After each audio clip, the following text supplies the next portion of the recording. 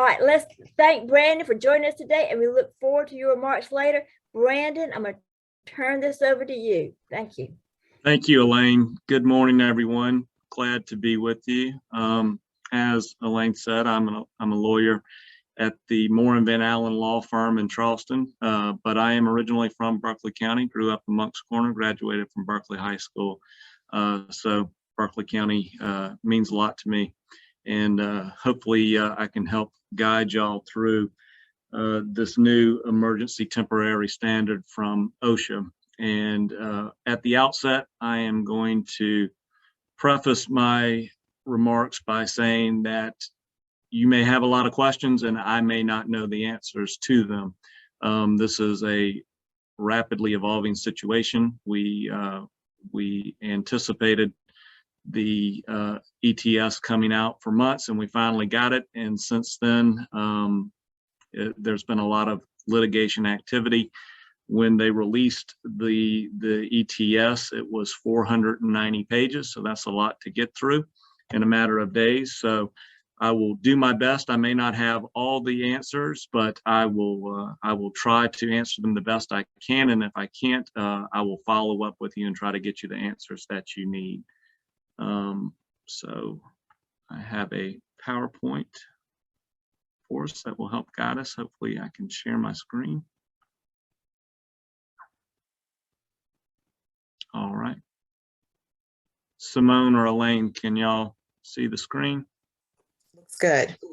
All right. Well, we will get started. So,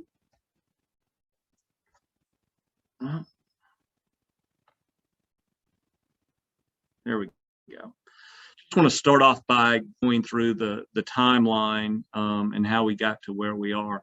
So first, on September 9th, President Biden announced, among other actions that he was taking, that he was going to have OSHA establish an emergency temporary standard that would require all employers with 100 or more employees to require their employees to be vaccinated. And we waited a while for that, and the ETS didn't come out until November. Prior to that, the United States Department of Labor sent a notice that OSHA was initiating reconsideration proceedings to revoke South Carolina state OSHA plan for failure to implement the healthcare ETS, which was a separate COVID emergency standard that just applied to healthcare facilities and healthcare providers. And while that is not, that action was not taken with respect to this ETS requiring the vaccine mandate, I think it's important to note that, because that could be important in how this plays out, given South Carolina's stance or the governor's office stance on the COVID vaccine, and whether there's going to be state enforcement of this ETS or there's going to be federal enforcement. So a couple of weeks ago, on November 4th, OSHA finally published the ETS in the Federal Register, making it effective. On that same day, Governor McMaster issued Executive Order 2021-38, which prohibits all cabinet agencies from enforcing any rule or regulation requiring an individual to receive the COVID-19 vaccine. In South Carolina, OSHA, the South Carolina Occupational Safety and Health Act, is administered by the Department of Labor Licensing and Regulation, LLR, and their plan has been approved by the federal OSHA. LLR is a cabinet agency, so it is subject to that executive order, and pursuant to that executive order, LLR cannot enforce the ETS. And then under the rule that was under the ETS that was published on November 4th, the compliance date for all provisions except testing, that goes into effect December 6th. And then the compliance date for the testing provisions of the ETS are January 4th. There's some other relevant dates regarding the litigation, but we'll get into that at the end. So first, let's talk about what the ETS is. ETS is the Emergency Temporary Standard promulgated by OSHA. It does not apply to states that have their own safety and health plans approved by OSHA, and there are 22 of those states, including South Carolina. But even though the ETS does not directly apply to South Carolina, there is a provision in the ETS saying that state plans have 30 days from the effective date of the ETS, which will be December 6th, to either adopt identical standards as the ETS or adopt their own standard that is at least as effective as the OSHA ETS. And again, going back to what happened in October, federal OSHA has already threatened to revoke approval of the state plan, and in their FAQs related to this ETS, they have indicated that they may initiate revocation proceedings and take over enforcement authority. So I think it's reasonable to expect that if the ETS survives the litigation challenges and South Carolina and Governor McMaster maintain their stance that they are not going to enforce it, that the feds will likely take over implementation and enforcement in South Carolina. So because of that, I think it's important to understand what this requires, because at some point in time, if this survives a legal challenge, the federal standard is going to apply. So the ETS applies to all state and local government employers and all private employers with 100 or more employees, including at all locations combined. So if you have if an employer has multiple locations but may only have 20 to 30 employees at each location, when you combine those, if they're more than 100, the ETS applies. It does not apply to employers that are already covered by the healthcare ETS or to government contractors that are covered by the OSHA contractor or the executive order issued by the Biden administration for federal contractors, and it does not apply to franchisees with fewer than 100 employees. It also applies to joint employers. Most of y'all are probably familiar with that term. If there are affiliated entities that have that share in the control over the terms and conditions and the manner in which employees do their work, they may be considered a joint employer over the law, under the law. So if this applies to you, and it's usually seen in the context of a staffing agency providing some portion of the workforce, you could be considered a joint employer. For purposes of the 100 employee threshold, only the staffing agency would count the jointly employed employees. So if you have a staffing agency who provides a portion of your workforce, that would not necessarily count for your number of employees. But if the staffing agency has in total more than 100 employees, it could apply to them.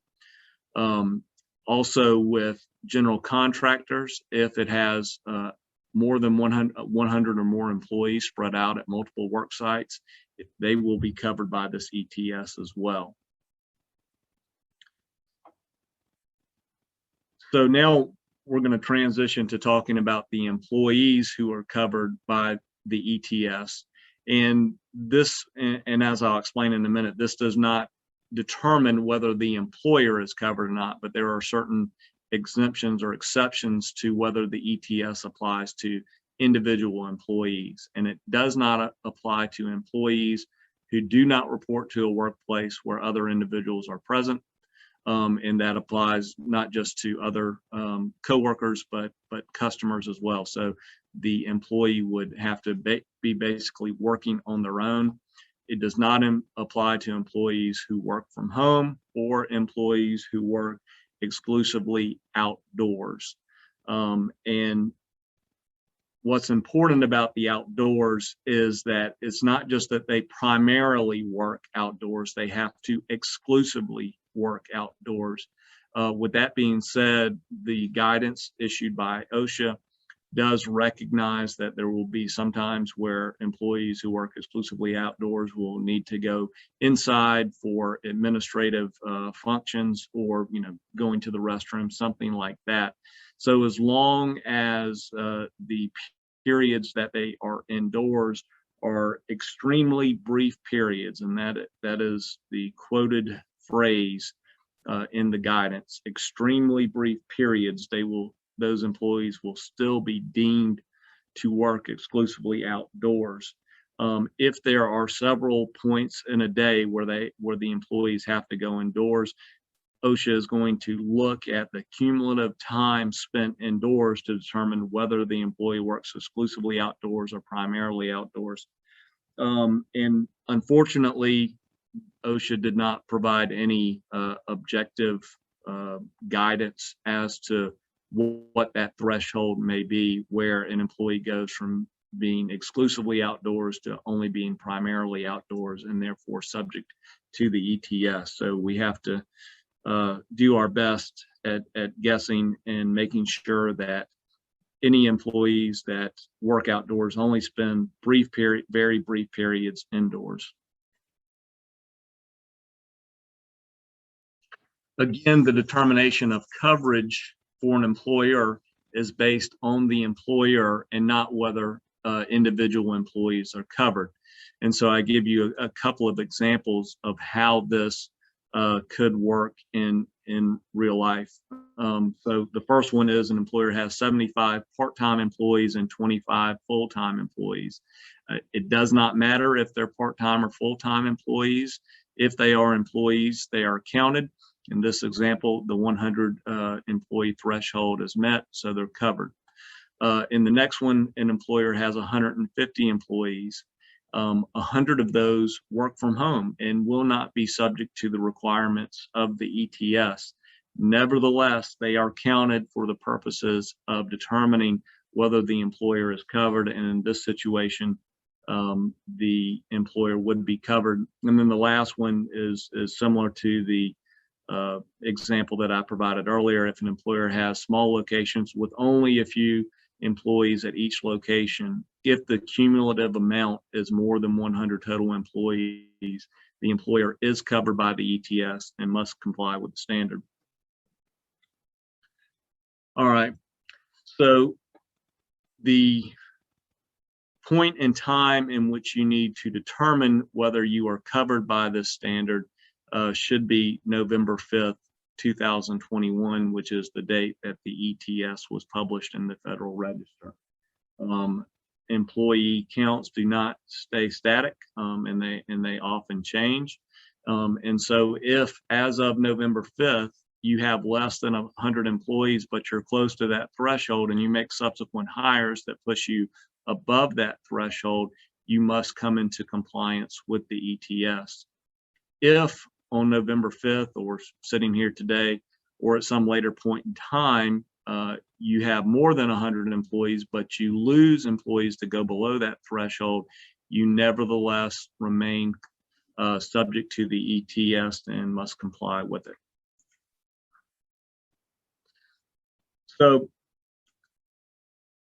what was not necessarily surprising, but what was unclear prior to November 4th was what this vaccine mandate was going to look like, whether it was going to require all employees to be vaccinated, or would there be some less rigid alternative. And what we have seen based on the ETS is that employers have two options. One is to establish, implement, and enforce a written mandatory vaccine policy that requires all employees to be vaccinated, subject to some exceptions. Or if the employer does not want to require all employees to be vaccinated, or at least wants to give its employees the option of not being vaccinated, the employer can adopt a policy that allows the employee to choose to be either fully vaccinated against COVID-19 or provide for regular testing. And fully vaccinated means a person's status 2 weeks after completing the primary vaccination with, if applicable, at least the minimum recommended interval between doses, or a person's status 2 weeks after receiving a second dose of any combination of the 2 doses of COVID-19 vaccine. And so the vaccines that are allowed are any vaccines that have been authorized for use by the FDA. And that is primarily the Johnson & Johnson, the Pfizer, and Moderna vaccines that we're all familiar with.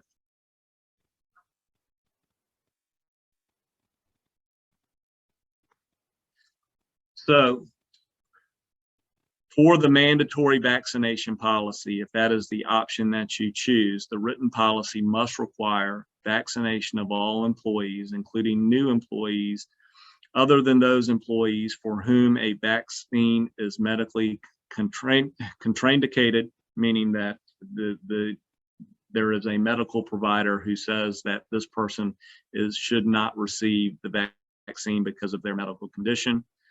Secondly, it does not apply to those employees for whom medical necessity requires a delay in vaccination, or those employees who are legally entitled to a reasonable accommodation under federal civil rights laws because of a disability or a sincerely held religious belief, practice, or observance that conflicts with the vaccination requirement. And we'll, at the end, towards the end of this presentation, we'll go more into that reasonable accommodation process and what you need to be considering in case you do have employees who have a disability that would warrant some type of reasonable accommodation or exemption from the vaccine, or a religious belief that would conflict with the vaccine requirement. So the second option is to give the employees a choice whether to become fully vaccinated or to undergo routine testing. And if you are going to implement the second option, I'll go through the deadlines that OSHA has provided for you to come into compliance and avoid the testing requirements. So for the Johnson & Johnson vaccine, the employee, that's the 1-dose vaccine, the employee needs to receive the 1 dose of the vaccination on or prior to January 4th, 2022. If it's the Pfizer one, the employees need to obtain the 1st dose on or before December 14th, and the 2nd dose 21 days later. And if it's the Moderna vaccine, they need to get the 1st dose on December 7th, no later than the December 7th, and then the 2nd dose 28 days later. So if by that time, I believe January 6th is the compliance date for testing. If you do that, then the employees do not need to submit a proof of full vaccination status, but must submit to regular testing at least every 7 days and mask wearing. And this applies to both employees who are not fully vaccinated and those employees who are fully vaccinated but do not submit proof of vaccination status as required under the ETS. And we'll go into what those requirements are a little bit later. So each employee who is not fully vaccinated and works in a workplace where others are present, including not only coworkers, but also customers and other people who come into the workplace, must be tested with an authorized test at least once every 7 days, and must provide that documentation no later than the 7th day following the date the employee provided the last test results. The exception to that is for employees who have tested positive for or are diagnosed with COVID-19. If you have an employee who has tested positive or received a diagnosis of having COVID-19, they have a 90-day period where they do not have to undergo testing. And that 90-day period follows the date of the positive test or diagnosis. after that. And if after that the employee wants to return to work but is not fully vaccinated, they have to submit to the testing process that we just discussed. So the tests that can be used are those authorized by the FDA to detect current infection of COVID-19, the nucleic acid amplification test and antigen test. The NAAT test is a subset of that is the PCR test that we're probably all familiar with by now. Antibody tests do not satisfy the testing requirements, and the tests have to be administered in accordance with authorized instructions. The tests cannot be self-administered and self-read unless observed by an employer representative or an authorized telehealth proctor. An authorized telehealth proctor is a proctor who follows the requirements proctor specified by the FDA authorization. You can also do lab test, point of care test, and also pool test. And before this, I was not familiar with it, but my understanding of pool tests are that there is a more efficient way of conducting testing where there is going to be a pool of individuals who submit tests, and somehow their specimens are combined. And if that testing comes back negative, then it's assumed that all the employees are negative. However, if there is some portion of that comes back positive, all the employees have to be individually tested.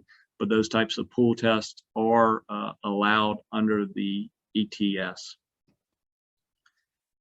OSHA is not requiring employers to pay for the cost of testing, and the purpose of this is they do not want to incentivize employees to avoid vaccination. And so part of that is putting the cost on them if they are going to undergo this regular testing. It may not cost them anything, but it may, and just the burden alone may serve as a disincentive to avoid vaccination. And so not only does the employer not required to pay for the cost of testing, includes any time spent taking the test, travel expenses, etc. Those are costs that are borne by the employee. However, if you choose to, you may pay some or all of the cost of the testing. So just laid out a few questions here that you may have, and just walk through some of these answers, and hopefully that can give you some guidance. So the first one is, what if an employee occasionally comes into the workplace? In that situation where an employee may not be working full-time in the office, but they're still coming in occasionally, they must test within 7 days prior to returning to the workplace and submit those results to the employer. And if they do not do that, they cannot come into the workplace. And that all of this is assuming that we're dealing with someone who is not fully vaccinated. What if an employee is fully remote or has no in-person interactions with coworkers, customers in the course of their work duties? In that case, no testing is required. What if an employee doesn't submit test results or loses test results? Then they need to get tested again and present those negative test results in order to come into the workplace. What happens if there's a shortage of testing supplies? That's to be determined. OSHA is going to review the history and look at good faith efforts to comply. Right now, it seems that testing supplies are in abundance, and there should not be a shortage, so you shouldn't have anything to worry about at this point in time. But if that changes, hopefully OSHA will give some better guidance. If an employee refuses to comply, then they can't come to work, and you can take proper disciplinary action.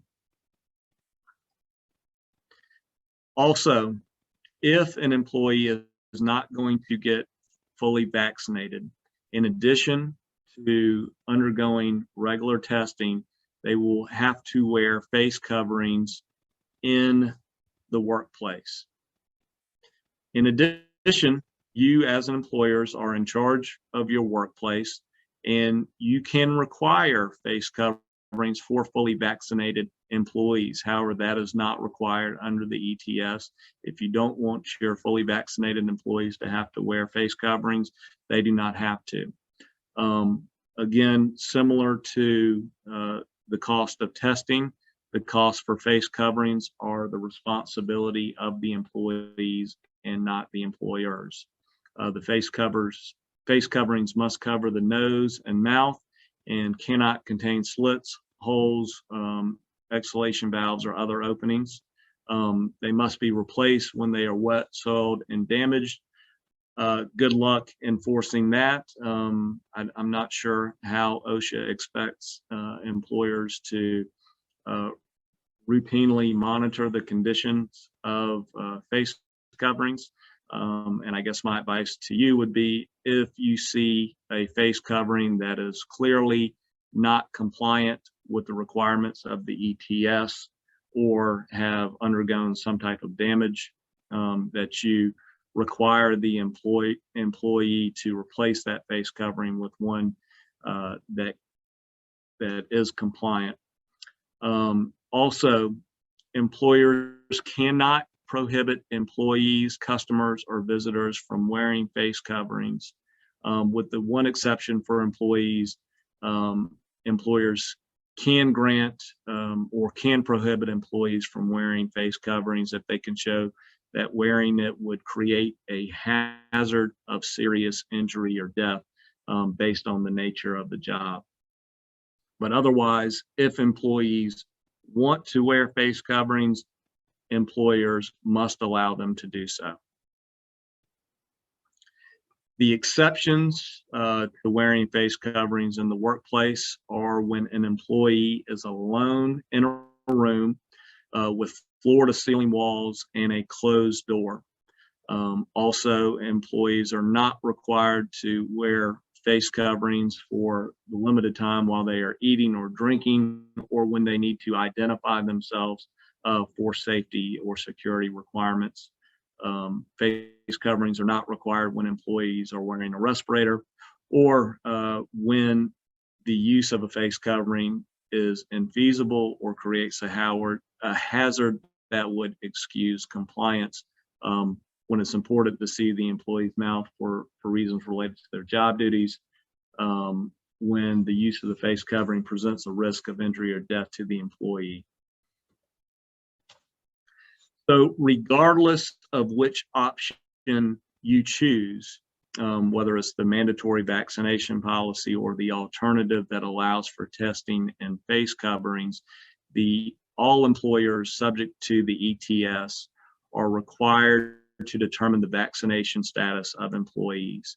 And the vaccinated employees must provide acceptable proof of vaccination status, and that acceptable proof includes a record of immunization from a healthcare provider or pharmacy, a copy of a COVID-19 vaccination record card, a copy of medical records documenting vaccination, copy of immunization records from a public health, state, or tribal immunization information system, or copy of any other documentation that contains the type of vaccine administered, the date of the administration, and name of the healthcare professional or clinic site administering the vaccine.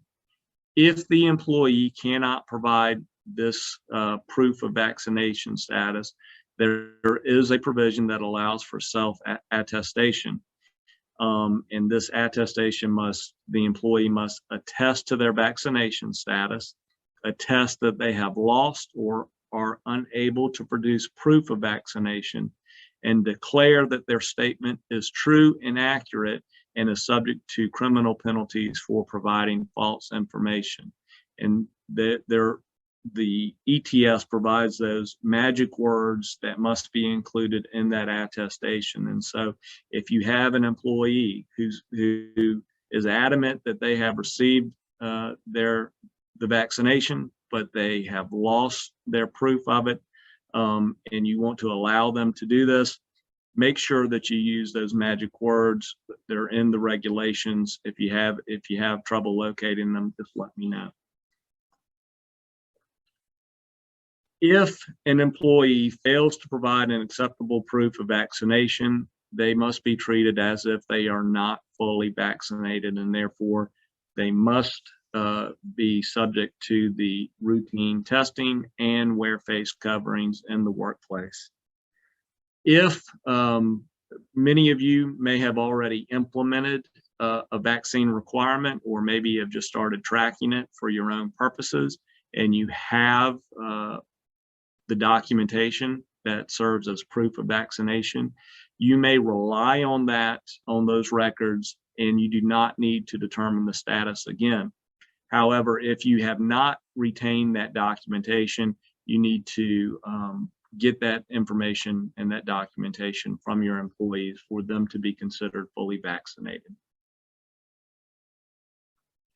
The ETS also imposes various record-keeping requirements on employers, and the records that must be maintained are proof of vaccination for all fully or partially vaccinated employees, and a roster of each employee's vaccination status.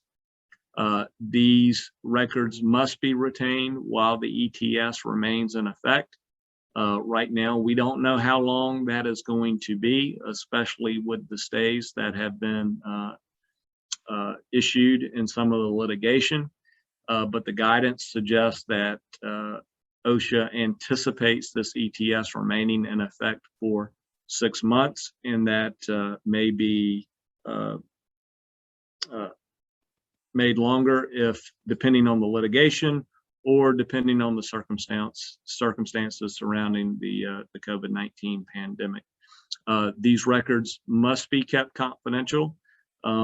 These are just like any other medical records that you as employers keep, and under the ADA have to keep confidential and keep separated from the other parts of the personnel file.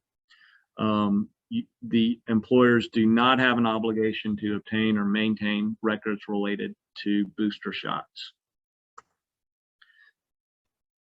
To incentivize employees to get vaccinated, the ETS requires that employers provide certain support and benefits to those employees who do get vaccinated. And so employers must provide paid time for employees to be vaccinated, a reasonable amount of time, including travel time, up to 4 hours. But it doesn't have to be 4 hours. If an employee takes time out of work and they're only going for 2 hours, you don't have to provide 4 hours. You only have to provide the actual time that was spent. This paid time must be paid at the regular rate of pay. And it must be new or additional time off. It cannot be existing sick or vacation leave. But you do not have to reimburse the employees for transportation costs, even though you have to pay them for their travel time. You do have to allow employees the opportunity to be vaccinated during work hours.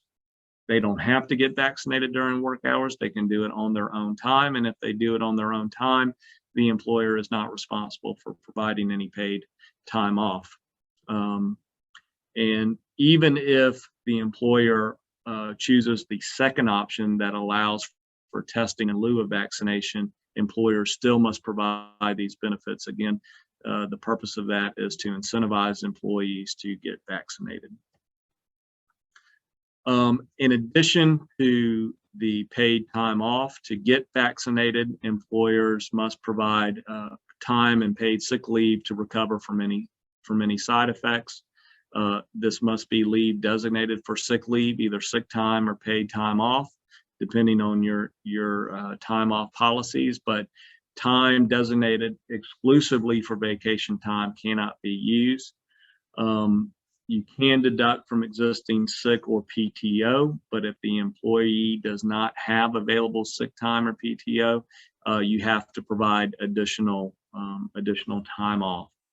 and this must be provided for each dose. So if an employee is getting a Pfizer or Moderna vaccine that requires 2 doses, they may have side effects for each shot, and you have to provide those benefits for each dose.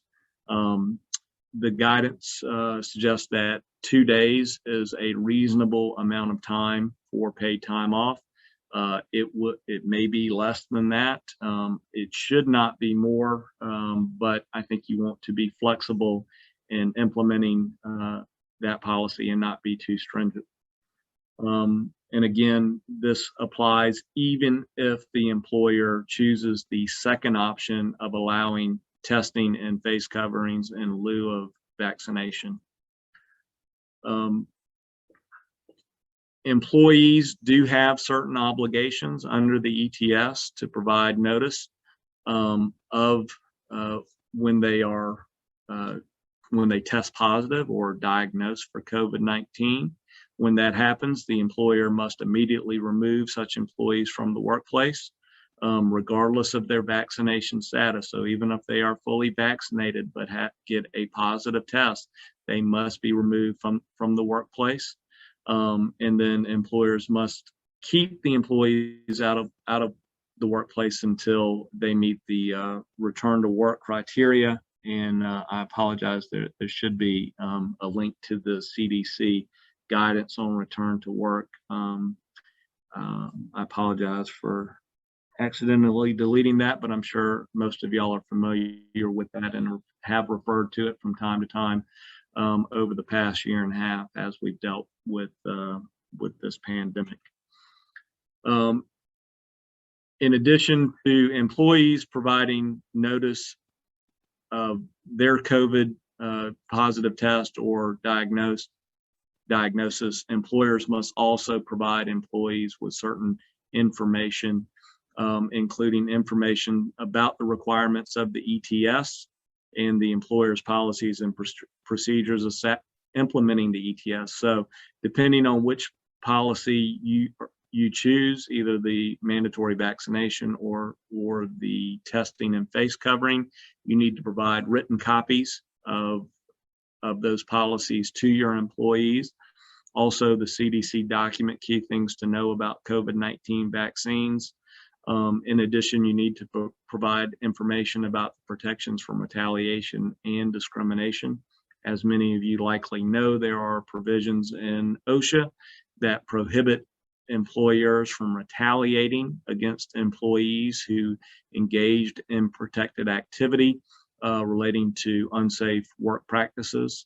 So the information that you provide to those employees needs to assure them that they will not be subject to retaliation for engaging in that type of protected activity. And also information about laws that provide for criminal penalties for knowingly supplying false statements and documentation.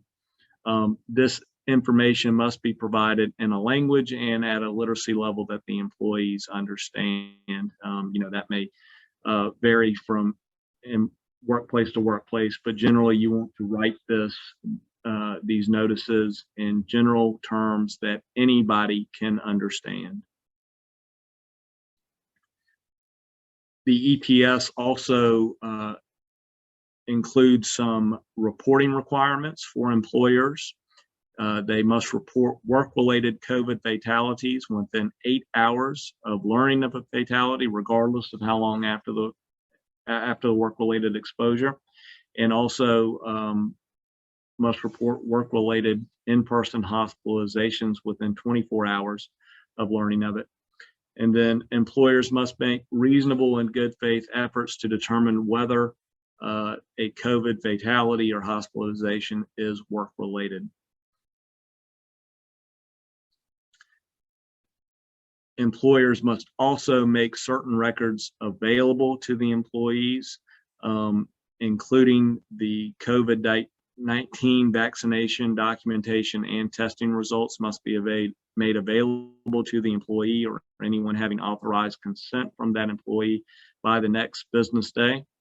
Also, the total number of fully vaccinated employees at the workplace, along with the total number of employees at the workplace.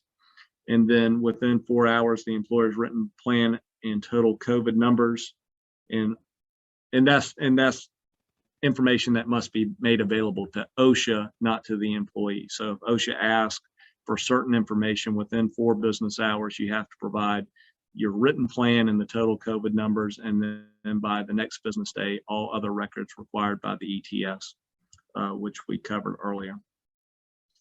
So now I want to turn to accommodations, and this applies regardless of whether you're covered by the ETS or regardless of whether you have the testing option. If you go with the testing option, that is likely going to be a reasonable accommodation in and of itself, and so you will satisfy the requirements of the law. But under the Americans with Disabilities Act and Title VII of the Civil Rights Act of 1964, employees may be eligible for an accommodation or an exemption from a vaccine requirement because of a disability or sincerely held religious belief, unless providing accommodation would cause undue hardship. And the question of undue hardship is going to be determined by whether the employee is requesting accommodation under the ADA or under Title VII. Under the ADA, undue hardship is a harder test to meet. It must involve a significant or severe cost or disruption to the workplace. Under Title VII and a religious accommodation, it is a less burdensome standard to meet to prove that providing that accommodation would cause an undue hardship. Reasonable accommodations to a vaccine requirement may include telework. Obviously, we're all familiar with that, allowing someone to work from home if it is feasible and does not create a undue hardship on the employer. It may include modified shifts or work hours. So if your operations have most of the workforce during the day, a reasonable accommodation might be allowing this employee to work after hours or different shifts where they would not be exposed to other people and thereby endangering their life and safety. Another accommodation could be modified workspaces or increased social distancing to limit the interaction with other employees and minimize the risk that the unvaccinated employee may pose. Reassignment to a different position that also would limit their interaction with others. And one other accommodation that I wanted to talk about is unpaid leave. Under the ADA, any employee with a disability is entitled to a reasonable accommodation to allow them to perform the essential functions of their job. In some cases, an employee may have a condition where they have exhausted their leave but are not in a position where they can return to work yet, but it is foreseeable that they will be able to come back to work in the future. And so the EEOC's guidance has said that unpaid leave, allowing that person to stay on unpaid leave for a period of time, may be a reasonable accommodation. And so what some employers have done in response to some employers who have imposed their own vaccine mandates independent of the ETS is to require employees who refuse to get a vaccine to take unpaid leave for a certain period of time. And while that has normally been an acceptable accommodation under the ADA, I think there's reason not to do that with the vaccine mandate. There is a current court case pending in the Northern District of Texas, the Federal District Court in Texas, where United Airlines attempted to require those employees who refused to get a vaccine because of religious objection or because of a disability. Those employees sued, and at first the court issued an injunction prohibiting United Airlines from offering unpaid leave as an accommodation. That injunction has since been lifted. However, in the court opinion in which the judge lifted the injunction, he did state that he thought the plaintiffs had a pretty good case that requiring unpaid leave was not a reasonable accommodation, in that they were likely to succeed on the merits. So unpaid leave may be an option, but one that I would not encourage you to take right now, unless there are other court decisions that indicate that that may be a reasonable accommodation. When you get an accommodation request, these requests have to be determined on a case-by-case basis. Most jobs are different. They may require different job duties, may require different job locations.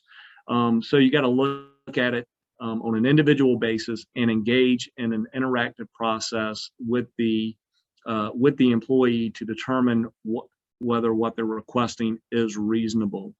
And so when you do that, you want to look at their job duties.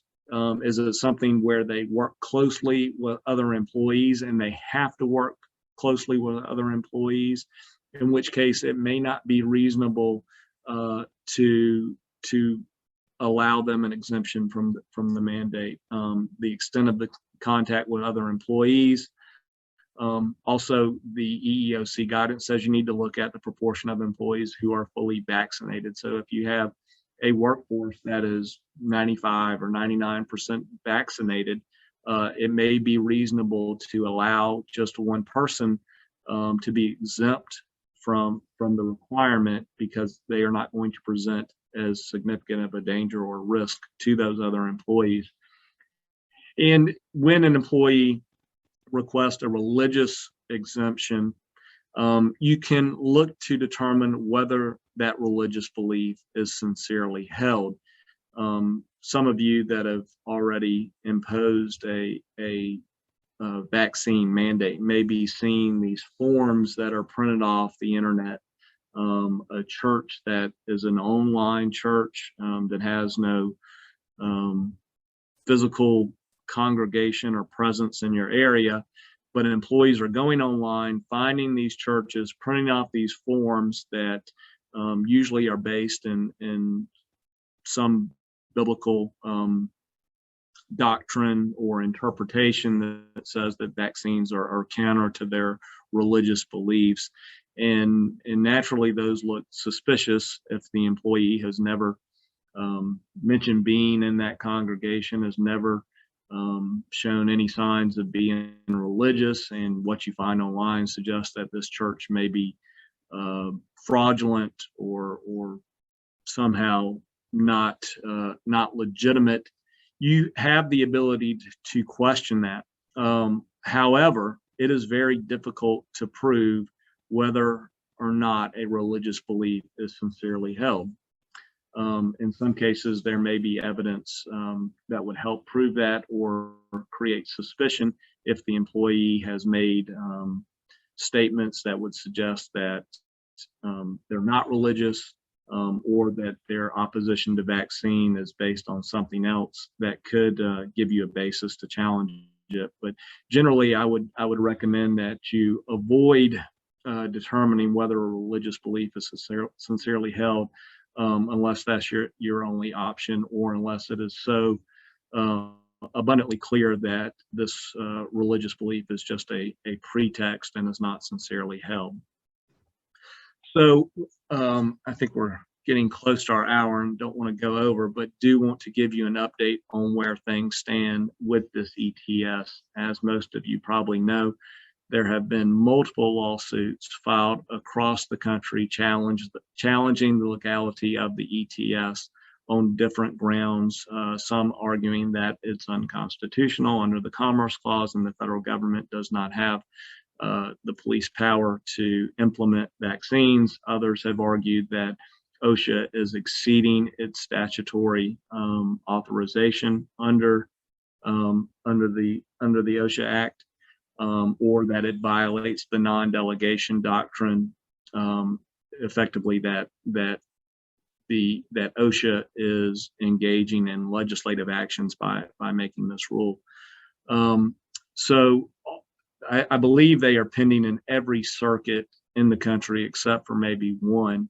On November 6th, the Fifth Circuit, which is the Federal Court of Appeals for Texas, Louisiana, and Mississippi, issued an injunction staying the ETS and gave the Department of Labor and OSHA an opportunity to respond. But then they reaffirmed that stay on November 12th, and the court ordered that OSHA take no steps to implement or enforce the ETS until further court order. I believe it was yesterday or maybe sometime over the weekend, OSHA announced that it has suspended activities to implement and enforce the ETS pending further developments in the litigation.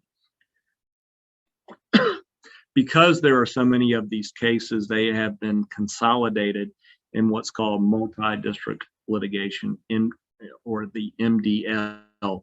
And so today, the judicial panel for the MDL will determine by lottery which circuit court is going to handle the consolidated challenges going forward. So it's going to be one court. We don't know which court, or maybe we do, or maybe it's been announced while we've been on this webinar. But whatever court gets it is expected to act quickly and determine whether they believe these challenges have any merit and whether the ETS is going to be effective going forward. Regardless, I would expect that there's going to be an appeal to the Supreme Court, but we do not know whether the Supreme Court will take it, and we don't know how these cases are going to be resolved finally. So there is a possibility that this ETS is never implemented and OSHA complies with the stay and takes no steps to enforce it. It could be upheld and OSHA delays the implementation and enforcement by virtue of the delay caused by the litigation, or they could move forward and say we're sticking with the compliance dates that we published in the ETS and the Federal Register, which again are December 6th for all the provisions other than testing, and January 6th for testing. I believe those dates are right. So a lot of uncertainty, and we'll just have to watch. The one thing I would say is be flexible. Go ahead and start making plans with the expectation that this ETS will be implemented and enforced, and that maybe the federal OSHA has to take over enforcement because South Carolina refuses. I know that was a lot of information, and I know I spoke quickly, but it was a lot, and I wanted to get through while respecting your time. I'm happy to take any questions. I'll see if there's any. So I've unmuted everyone, so if anyone wants to hop in and ask questions, feel free to do so. Brandon, I did get a few questions directed to me specifically, which I think you might have answered, but let's see here. OSHA does require that employers pay for the costs of the test, correct? That is correct. They do not require the employers to pay for the cost of the test. And then I think the next one is, yeah. Will you cover the cost associated with employer paying employee time to be vaccinated? Again, the employee may get up to 4 hours of paid time to get vaccinated, and also time off for any side effects that requires them to miss work. Okay. And then I had they want to confirm about someone testing positive for COVID. So if they are unvaccinated and they test positive, we will require them to be isolated for a specific period of time, but then they should be allowed to return to work. Just to confirm, they cannot require testing for 90 days after a positive test, but at the same time, you said they should adhere to the weekly testing? No, if the employee has a positive test or a diagnosis for COVID, then for a period of 90 days from the date of the test or the diagnosis, they do not have to undergo the weekly testing. Okay. And then if an employer has an excess of 100 actual employees, but also utilizes employees from a staffing agency, do we have to ensure all staffing agency employees meet the vaccination requirements? So that is a good question, and one I am not entirely clear on. I see that's from Bill Lockard. I will try to get an answer from that to that question and follow up with Bill. Bill, I hold on one second. My email is right there, Bill. If you want to email me, I can follow up with you. And is it correct that paid time is only required for vaccination and not testing? That is correct. And then can you explain work-related COVID? We had a temp employee that dies a week from COVID, but she didn't get COVID at work. Yeah, so I think you have to look at all the circumstances and the facts surrounding that individual employee and try to make your best determination whether that individual contracted or was exposed at work and likely got the disease at work. It's really gonna depend on each individual circumstance. In this situation, it doesn't sound like it was work related if she didn't get it at work. And then I think you covered the Fifth Circuit Court of Appeals impact. If an employer has over 100 employees nationally, but locally there are less than 20 in South Carolina, does the employee need to test still? So yes, in that situation, the employer would be covered by the ETS, and the employer could choose the mandatory vaccination policy or the policy that allows for testing and face covering in lieu of mandatory vaccination. Okay. And then Rachel asked, I guess, can you put the slide back up with the timeline? Sure. And if we have collected vaccination acetation forms, but not copied vaccine cards, will that be sufficient historical documentation, or will we have to go back and copy cards? I believe, but I will confirm, that you would need to go back and get these, the enumerated documentation that is acceptable. If it doesn't meet those requirements, I don't think that here. So on this slide, we have the types of acceptable proof of vaccination. It needs to be one of those forms, and if you don't have it, I think you need to go back and get it. And then Bill asks about truck drivers. How about truck drivers? Do they meet the outdoor employee exemption since they are solo? It would seem that they would be exempt. Yeah, I don't think they meet the outdoor employee exemption, but I do think they probably meet that first one right here. Employees who do not report to a workplace where other individuals are present, and if the only time they are coming into contact with others is outside, I think they would be exempt from the requirements. And then the last question was providing the slideshow for reference. So this presentation was recorded. Brandon, if you want to send us the PowerPoint, we'll be glad to share that as well. And I will be glad to do it. did anyone else have any lasting questions that they wanted to ask? Oh.